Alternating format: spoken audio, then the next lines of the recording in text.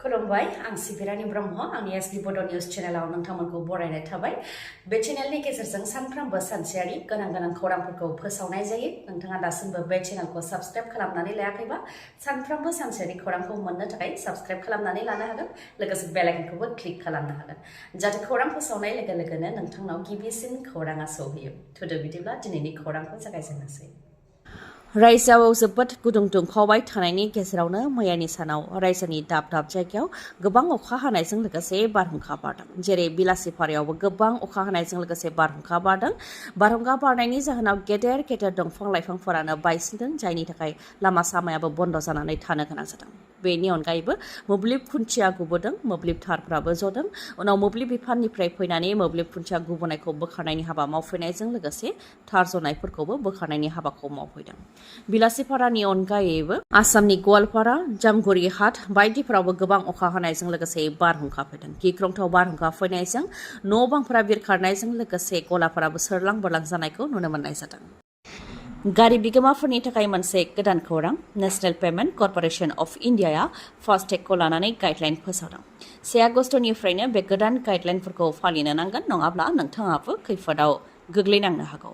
गाइडलाइनफोरा जाहैबाय सेथियाव जायफोर गारिफ्रा 3 निफ्राय 5 बोसोर गोजाम गारि अदेबानि फास्टेगखौ 3 निफ्राय 5 बोसोर सिगां इस्यु खालामदोंमोन बेफोर गारिफोरखौ 31 अक्ट'बरनि गेजेरावनो KYC आपडेट खालामनो नांगोन नैथियाव दङ जायफोर गारिनि फास्टेगआ 5 बोसोरनि गोबां जाबाय बिथांमोनहा फास्टेगखौ सोलायनो नांगोन थामथियाव दङ गारिनि registration number chassis number engine number आरो मबाइल नाम्बारखौ गारिनि फास्टेगजों लिंक खालामथारनो नांगोन ब्रैथियाव दङ गोदान गारिखौ 90 साननि गेजेरावनो रेजिस्टार खालामथारनो नांगोन बेफोर गाइडलाइनखौ फालियाबा नोंथाङाबो खैफोदाव गोग्लैनो गोनां जानो हागौ टल गेटफोराव जाहाथे टल टेक्स होनायाव गोरलै जायो गोबां लाइन थानो गोनां जाया बा समय खहा जाया बेफोरनि थाखायनो बेखौ फोसावनाय जादों आरो 31 अक्ट'बरनि गेजेरावनो बेफोर गासैबो खामानिखौ मावनानै लाथारनो नांगोन नङाब्ला नोंथाङा खैफोदाव गोग्लैनोबो गोनां जानो हागौ केरालानि वायानाड जिल्लायाव हा गिसिगानायजों थैनाय सुबुंनि अनजिमाया बांनानै सा 93निफ्राय सा 250नि गोबां जाबाय आरो दासिमबो गोमानानै थानाय सुबुंफोरखौ नागिरनायनि हाबाया जागासिनो दङ केरालानि अनगायैबो हिमाचल प्रदेशआवबो मिथिंगा बिमानि गिथावना महर जोमै बेफ्रुनानै गोबां रोजा अखा हानायजों गिथावना दैबाना जानायजों दासिम 11 सुबुंनि जिउ खहा जाबाय आरो 49 सुबुङानो गोमानानै दङ हिमाचल प्रदेशनि सिमला मन्डी आरो कुल्लु जिल्लायाव थांनाय 24 घन्टायाव जोमै बेफ्रुनायनि जाहोनाव गोबां रोजा अखा हादों जायनि थाखाय बेफोर जिल्लानि दैमा दैसाफ्रा उसिफावनानै लोमसावदों जायनाखि हाजोनि दैया जोबोद दाहार जायो बेनिखायनो गोबां सुबुंफ्रानो दैबानाजों बुखारलांजानो गोनां जादों आरो न' बां लामा सामा दालांफोराबो बुखारलांजानो गोनां जादों जोमै बेफ्रुनायजों जानाय दैबानायाव दासिम गासै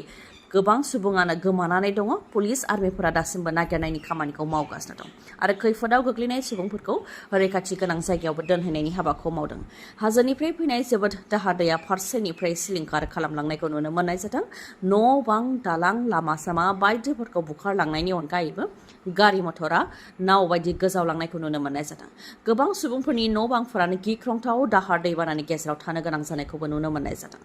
रुपसी एयारपर्टनि मुंखौ सोलायनानै गुरुदेव कालीचरण ब्रह्म मुं होनो नागिरनायाव हेंथा थांनाय सानसे सिगांसो आसाम केबिनेटआव थांखि लानाय जादोंमोन दि बर' समाजाव बिहोमा होबोनायखौ नोजोर होनानै रुपसी एयारपर्टनि मुंखौ सोलायनानै गुरुदेव कालीचरण ब्रह्मनि मुं होनो थाखाय जि प्रप'जेल होनाय जादोंमोन बेखौ गनायनाय जाबाय होननानै आरो आसाम एसेम्ब्लियाव रिजलिउसन पास खालामनो थाखाय बे थांखिखौ आसाम एसेम्ब्लियाव दैखांनाय जागोन आरो भारत सरकारनो जमा होनाय जागोन होननानै आसाम केबिनेटआव थांखि लादोंमोन आसाम सरकारा नाथाय आसाम केबिनेटआव एयारपर्टनि मुं सोलायनो थांखि लानायनि उनावनो धुब्री राजबंशी फरायसा आफादा बेनि हेंथा गसंदों राजबंशी फरायसा आफादनिफ्राय बेखौनो दाबि खालामदों दि रुपसी उरां गाथोननि हाखौ राजबंशीनि सासे जमिदारासो गावनि बिसिनि मुङाव एंगारनानै होदोंमोन बा दान होदोंमोन बिथांनि बिसिनि मुङा रुपहीमोन बेनिफ्रायनो बे उरां गाथोननि मुङा रुपसी जादों होननानै फोरमायथिदों नाथाय आसाम सरकारा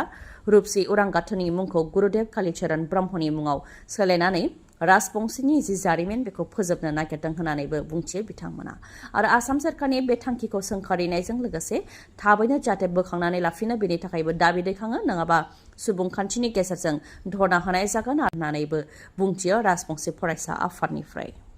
हाग्रानि मैदेर आरो सुबुंनि गेजेराव जानाय दावहाया माब्लाबाबो जोबनाय नङा नामा? सोरखारनि फारसेनिफ्राय फेन्सिं होनाय जादोंब्लाबो फेन्सिंआ जेबो खामानि होआ होननानै अजद होदों रायजो राजाफ्रा। उदालगुरिनि भारत-भुटान सिमायाव थानाय 2 नं सनाजुलियाव फिन मैदेरनि उदखार। हाग्रानि मैदेरा फैनानै लेफा गयारिनि गंसेल' थाग्रा न'खौ सिफायनानै सोरलां बोरलां खालामदों। फोरमायथिनाय बायदिब्ला मोनानि 8 रिंगा समाव हाग्रानिफ्राय मैदेरा आदार नागिरनानै ओंखारबोदोंमोन, जेराव लेफा गयारिनि 10 केजि माइरंखौ जालांनायजों लोगोसे ओंखाम गुदुं संनानै दोननायखौ जालांदों आरो न'खौ सिफायनानै सोरलां बोरलां खालामदों। न'नि सुबुङा खुनुरुखुमै खारनानै जिउ रैखा मोननो हादों होननानैबो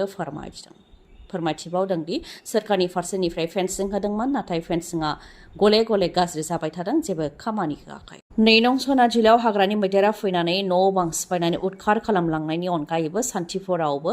हाग्रानि मैदेरा न' बां सिफायलांदों होननानै फोरमायथिदों आरो फोरमायथिबावदों दि थांनाय बोसोरावनो बे ओनसोलाव मैदेरनि गाग्लोबनायजों गासै 7 सुबुङा जिउ खोमानो गोनां जादों।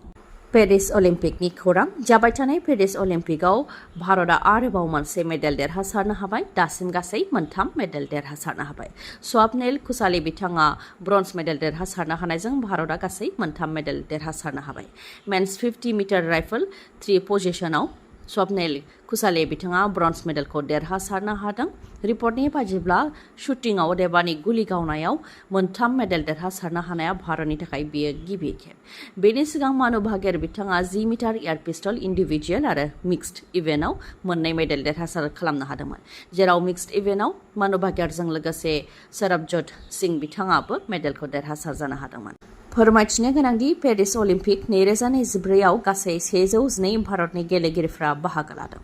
मोन 6 खेलानि 69 मेडेल इभेन्टनि थाखाय 112 गेलेगिरिफ्रा बाहागो लादों। खेलाफोरा जाहैबाय बोरला गावनाय, खारनाय, बेडमिन्टन, बक्सिं, हकी, शुटिं, सानस्रिनाय, टेबल टेनिस आरो माखासे गासै 6 गेलेनायाव बाहागो लादों। मख'नो गोनांदि जाबाय थानाय पेरिस अलिम्पिकआव चाइनायानो बयनिख्रुइबो बांसिन मेडेल देरहासारनानै दङ, गासै 24, बेनि मादाव 11 सनानि मेडेल, 7 सिलभार मेडेल आरो 6 ब्रन्ज मेडेल। इउनाइटेड स्टेट्सआ गासै 37 मेडेल देरहासारनानै दङ, बेनि मादाव 9 सनानि मेडेल, 15 सिलभार मेडेल आरो 13 ब्रन्ज मेडेल। बेनि उनाव फ्रान्स गासै 29 मेडेल देरहासारनानै दङ,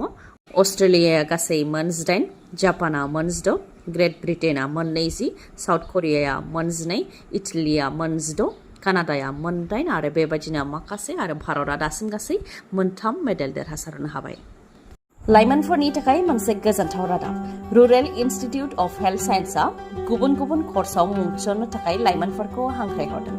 कर्सफ्रा जाहैबाय nursing केयाराव bachelor of भकेशन, medical laboratory आरो डि फार्मा। बाक्सानि बरमायाव थानाय प्रफेसार कलनि आरो सप्ताहिक हाथाइनि साखाथियाव थानाय AISECT ग्रुप इउनिभार्सिटिजों गनायथि मोननाय रुरेल इनस्टिट्युट अफ हेल्थ साइन्सआ नार्सिं केयार, मेडिकेल लेबरेटरि आरो डि फार्मायाव मुं थिसननो थाखाय हांख्रायहरदों। मुं थिसननायनि थाखाय प्रसपेक्टास होनाया जागासिनो दंखायो आरो आगस्त दानावनो मुं थिसननायाबो जागोन। गोसो गोनां फरायसाफोरा गोख्रैनो बेफोर कर्सआव मुं थिसननो हागोन। रोंग'थिया नार्सिं कर्स आरो मेडिकेल लेबरेटरिनि थाखाय जायखिजाया स्ट्रिमाव थाखो 12 उथ्रिसारनाय जानो नांगोन, नाथाय डि फार्मानि थाखाय साइन्स स्ट्रिमाव थाखो 12 उथ्रिसारनाय जानो नांगोन। मख'नो गोनांदि नार्सिं केयाराव बेचलर अफ भकेशन खालामखांनायनि उनाव APC आनजादनि थाखायबो एप्लाइ खालामनो हागोन बिजाथिफोरा, लोगोसेनो गुबुन गुबुन सोरखारि साख्रिनि थाखाय एप्लाइ खालामनो हागोन। हस्पिटाल, नार्सिं हम, क्लिनिक बायदि बायदिफोरावबो एप्लाइ खालामनो हागोन आरो बेनि अनगायैबो जौसिन सोलोंथाइबो लानो हागोन बिजाथिफोरा। गुवारै मिथिबावनोबा आरो मोजाङै मिथिबावनोबा 8011133336 बे नाम्बाराव खौरां लानो हागोन। गोजोन्थों। खौरांखौ जोबजासे खोनासंनायनि थाखाय गोजोननाय थाबाय। गाबोननि सानाव फिन गोदान खौरांजों लोगो मोनफिनगोन। दिनैनि थाखाय गोजोन्थों।